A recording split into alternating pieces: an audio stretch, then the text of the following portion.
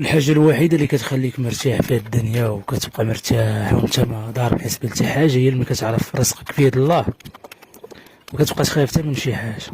هادي هي الحاجة اللي كتخليك اصلا انت مرتاح ما كضرب حساب حتى لحاجة.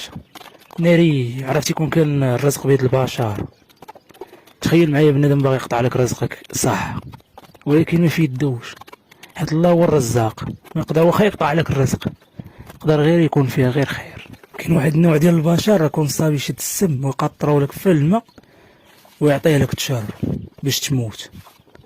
شنو الهدف ديالو وشنو المصلحة عنده ما فهمتش انا. انت غير كتحارم مع الوقت وبنادم ضارب لك 1000 حساب، علاش الله اعلم. والحمد لله والشكر لله انه الرزق والاكسجين وكل شيء في يد الله. كانت شي حاجه هكا في يد البشر مصيبه كحل.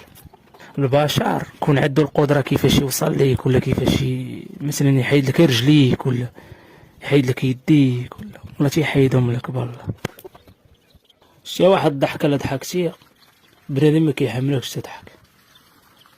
مول دوك المنافقين اللي كتلقاه كيضحك لك في وجهك كيشد لك ظهرك كيبقى يشلخ فيه بسيف بلسانه، هذوك واخليهم هذوك بحدهم هذوك. وكاين مزيانه بنادم غير ينقص عليك. انا فاش كنضحك مع شي واحد كنضحك معاه من القلب الخالص، فاش كنجمع ونطوي معاه كنجمع ونطوي معاه من القلب الخالص، ما نافقو ما تلعب. والحمد لله الحمد لله الرزق في يد الله. ناري يكون كان في يدك حل البعصوصه كون مشينا فيها.